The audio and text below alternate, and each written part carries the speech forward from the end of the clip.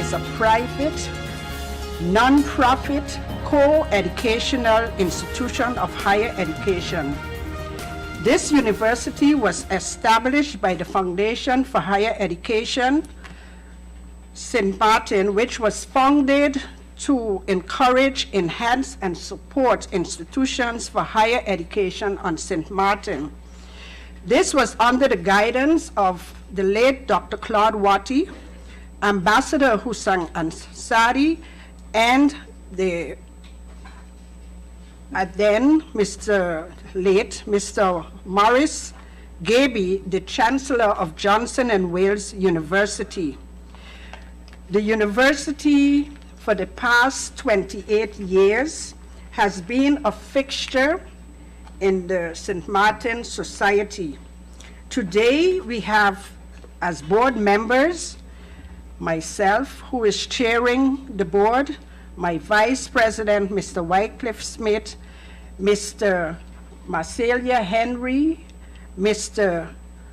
Al Watty, Mr. Vasco Dal, and government representative, Ms. Olga. She always wants to say her first name, Mussington Service, and Mr. Rick Bergman, Mr. Marlene Mingo. In the articles of incorporation for the University of St. Martin, the provision has always been provided for a representative as well of Dr. Hussein Ansari. Seeing the need also to have managing, for the property owning, we have the Endowment Foundation, of which the president of the Endowment Foundation is Mr. Danny Ramchandani. The treasurer is Mr. George Guillot, and the secretary is Mr. Adrian Bowers. And for the presentation this morning, we have a PowerPoint, of which my vice president, seeing that we took so many nights in order to put this together. When I say so many nights, just Saturday and Sunday, the weekend, and this morning prior to coming here. But the vice president, we will now share the PowerPoint presentation with you, Madam Chair. Just to give you a little insight on our major revenues, tuition over the last 3 years, and you can see the tuition fee up until October 31 of this year was $373,813 is that guilders or dollars? Dollars. And then the subsidy from government so far for this year, $302,447. We get per year from government $485,000 approximately. Other income would include our classroom rentals. It would include the training that we do. It would include donations, and you can see that is quite down this year. It's, as of October 31st, $197,899 dollars. The major cost driver, salaries, and you can see how they are, that even despite the difficulties that we have, the salaries have to continue to be paid, and that causes financial difficulties for the university. The staff, an overview of the staff from 2010 until this year. You see the total for last year, 2016 and 2017 is 72. We have full-time and part-time staff, 28, and a total of 44 faculty, and they're all part-time. Brief overview of our finances, our revenues. As of October 31st, 2017, for this year, you can see it's down $874,159. Our salaries remain the same. You can see the operating profit loss, $262,242 as of the end of October of this year.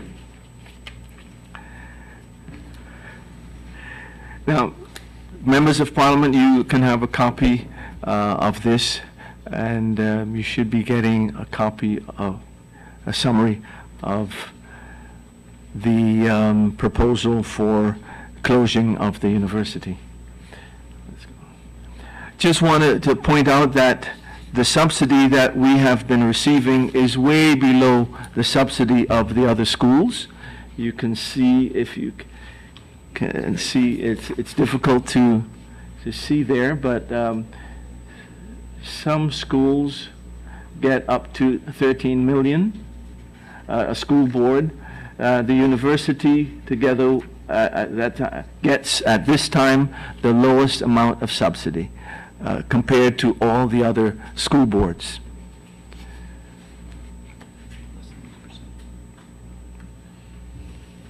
And the subsidy was 850,000 guilders a year, which breaks down to 63,750 guilders per month, after the 10% has been withheld. Now, the cost that it would, as you have heard, we approached the University of the Virgin Islands when we realized that we would not be able to continue providing education at a higher level at the university. We approached the University of the Virgin Islands to find out if they would help us to salvage this semester, at least.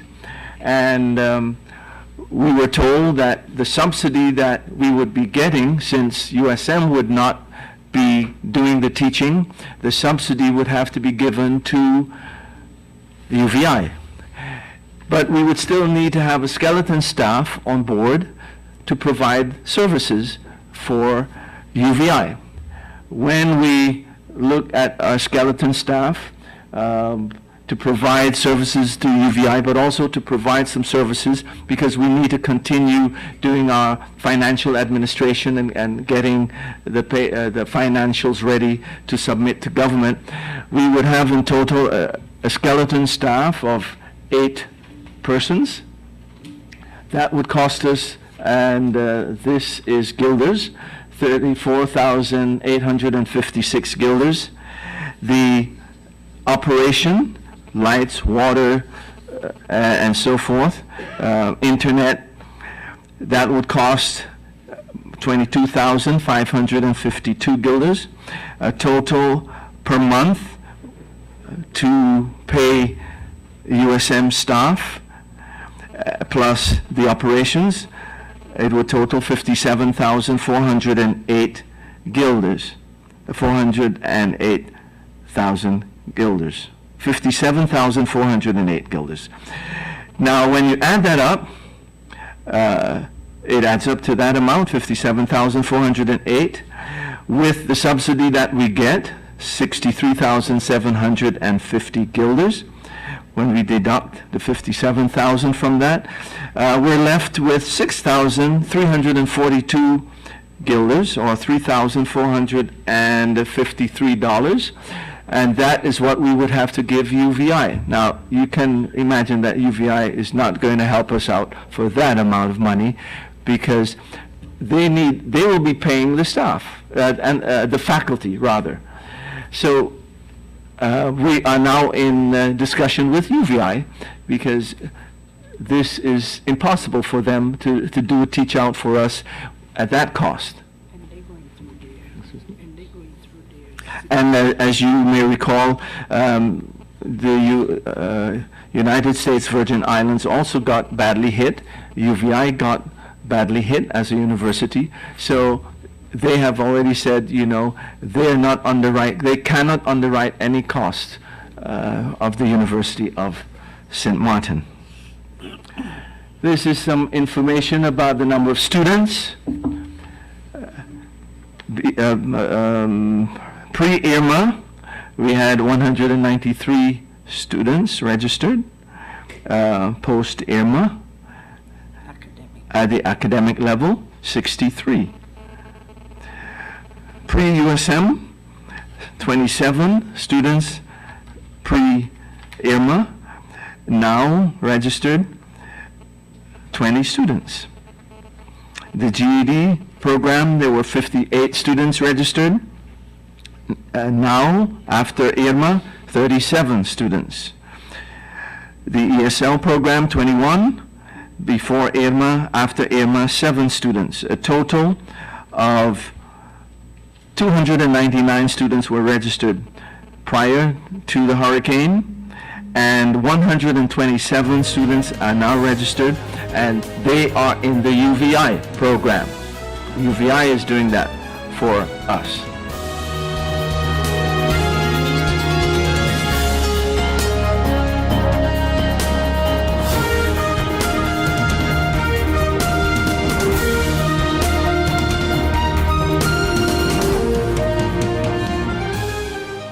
Hey guys, did you know that now with Telcel, if you accumulate $25 or more within 1 calendar month, you get 15 more? 15 more? Yes, 15 more, however you want. So I can top up $3 now, $10 next week, and so on until I reach or pass $25? That's right, get 15 more. Wow! I feel like a 15 again. Yeah, right. Accumulate $25 or more within 1 calendar month and get 15 more. Telcel, when you want more. GEBE has been faithfully serving the communities of St. Martin, powering your home and our economy. Come rain or shine, our qualified team of professionals are working hard 24 hours a day to provide you and your family with safe, reliable electricity and water. We use the latest technologies and test our products daily to maintain the highest international standards. Our friendly staff is always there to assist you, whether in person, over the phone, or online. We are committed to constantly improving our products and services, making them more efficient, effective, and environmentally friendly to serve you better today and our next generation of clients tomorrow. GEBE, powering a brighter future. Our friend Megawati is here with tips to save you energy. 1. Turn your airco temperature up. 2. Use a ceiling fan instead. 3. Buy energy-saving products. Save some green with NV.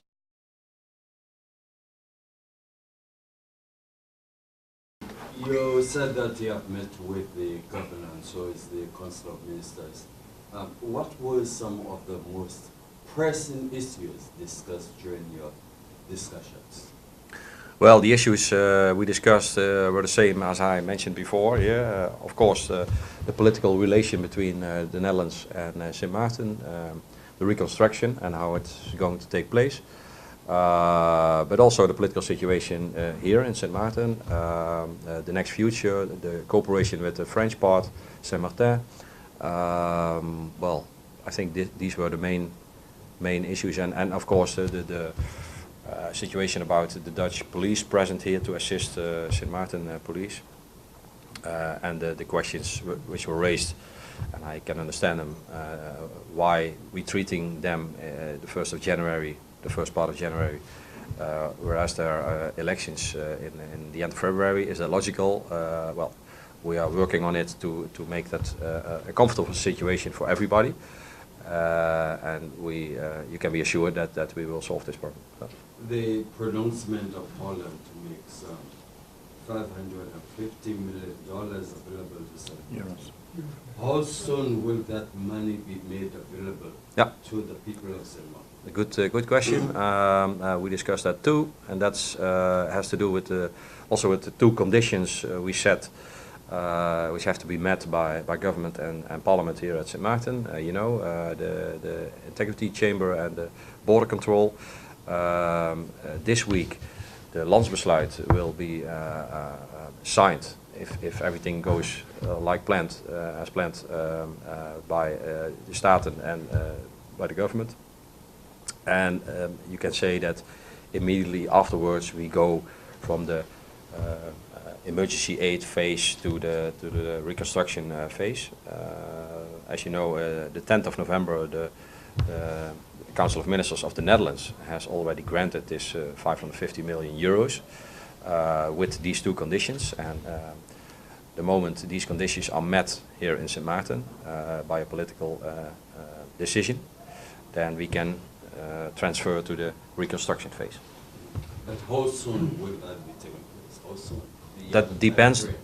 It depends on the speed in which the Staten and the government in St. Maarten can handle, and also they have to do with some procedural things. But they expected it to happen this week. Yeah. Could I follow up, please, on both questions? To start with your meeting with the government. The unanimous decision by the Kingdom Council of Ministers has also been seen as sort of a correction to the acting of the government in the last few weeks. That correction, should that also have repercussions for its position?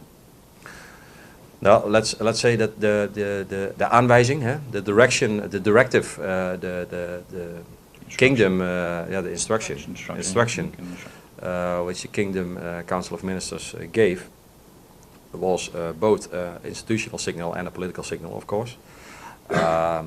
Main reason for that was that if there is a situation in which a Prime Minister, not only his government, because they got already a motion of distrust before, but if afterwards also there's a motion of distrust personally directed to the Prime Minister in this case, then there is a rule in our constitution that you have to resign, and he didn't.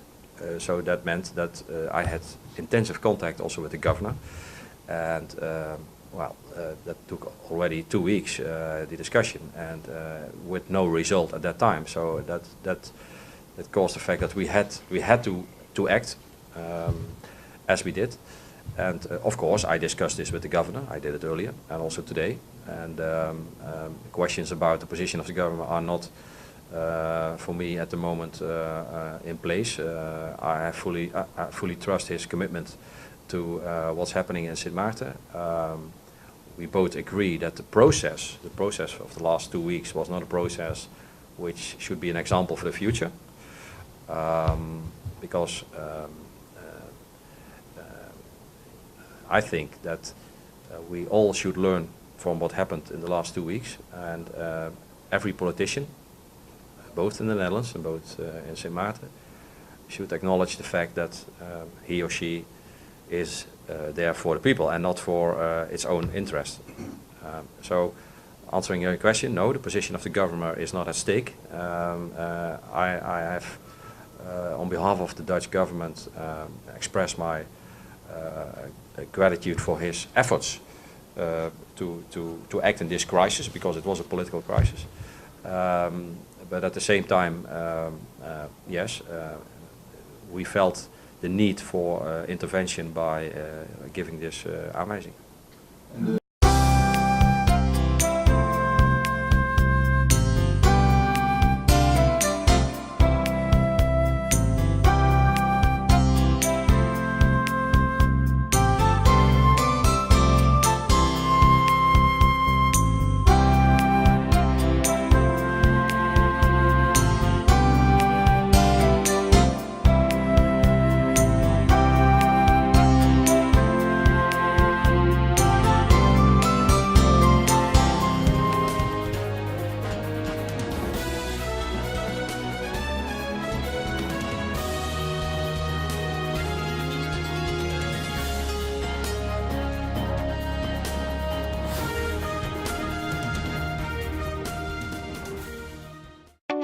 People all across St. Martin are switching to a more rewarding experience.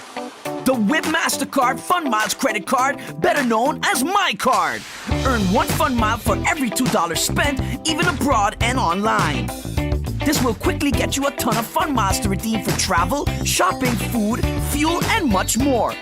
But there's more to My Card. Worldwide acceptance, an EMV chip for extra security, and 250 free Fun Miles with first use. Switch to My Card today at WIB. Fun miles, from within your reach. Hey guys, did you know that now with Telcel, if you accumulate $25 or more within 1 calendar month, you get 15 more? 15 more? Yes, 15 more. However you want. So I can top up $3 now, $10 next week, and so on until I reach or pass $25? That's right. Get 15 more. Wow! I feel like a 15 again. Yeah. Right. Accumulate $25 or more within 1 calendar month and get 15 more. Telcel, when you want more. It's been said that behind every door, possibility awaits.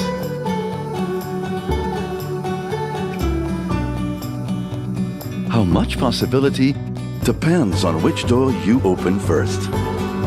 Every day, we help our customers discover the possibilities in their lives. It all starts with a conversation. Scotiabank. Discover what's possible. I want to thank you for this opportunity to address the people of St. Martin. Before leaving, I want to thank all the members of the Council of Ministers for whom I've had the privilege and the honor to serve with them. It was a great team. I want to thank the civil servants who I've worked with, and in particular I want to single out the staff of my cabinet who had been there and who have stood by my side through this all. But more so I want to thank the people of St. Martin, many of whom haven't been on Facebook, but they send me messages, they send me little prayers on a daily basis. And they keep telling me, your shoulders are broad, they're strong, hang in there, hold in there. We will be there with you and for you. I want to say thanks to all of them. In a special way, I want to thank my wife, Gabrielle. I had to be with her in Miami, where she had to go for medical treatment, which was scheduled on the day of the hurricane in Puerto Rico, and we had to put it off. And we spent 9 days in Miami. And again, Facebook, while I'm in Miami with my wife and a doctor, oh, the Prime Minister's in Las Vegas. I mean, you know, people keep telling me, why don't you react to these things? Why don't you set the record straight? And I'm like, I ain't got no time because it will continue. For people that know me, know that I put my work in a suitcase and a carry-on. Sometimes when I travel with my work. And the other day, I'm leaving the office again with my travel bag with documents. And again, it's all over Facebook and everywhere else. You know, I'm calling Donald Trump and I'm calling my wife, tell her, honey, I'm coming home. Now, those things don't bother me. And if people want to have fun with it, so be it. But the reality is that William Ireland was never really the first one to arrive at the building. But I can guarantee you, every night, he was the last man to leave this building. Hurricane or no hurricane, because his dedication was to the people of St. Martin. So I want to, in closing, thank my wife, Gabrielle, for standing by my side. And as she put it, making me available to the people of St. Martin for the past 39 years. And we've been married, I think, 35 of them, 34 of them. So she has made her sacrifices. My children, who have been there for me at all the times, and all my friends, supporters, and family. I want to thank you all. And as I said, this is not a farewell speech from the political arena. I'm leaving you today as the Prime Minister of St. Martin, not with my head down, but with my head up high, with my shoulders strong, because I'm not ashamed of anything that I have done. I do not regret standing up for the people of St. Martin. I do not regret fighting for the people of St. Martin.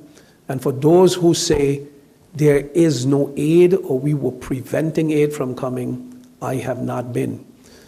One other issue I wanted to address is that recently we've seen lines of people by the administration building.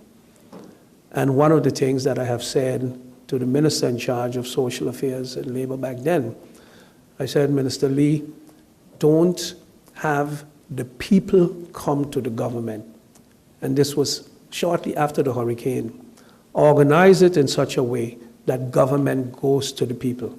Let us take teams to the different districts.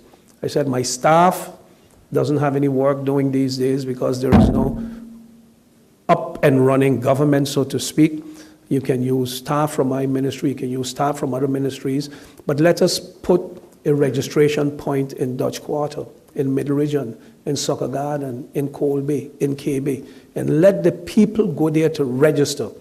The minister's reaction was that without any announcement, they have a good bit of people coming to the government building every day. He said, you cannot have a fair assessment of what is taking place. We cannot know what a real damage would be out there unless you bring a government to the people and not what we have now, because finally announcements are being made and people hearing their vouchers and people are flooding the administration building to the point where last week, I think it was, police was brought in to disperse the crowd. Now, did that make headlines?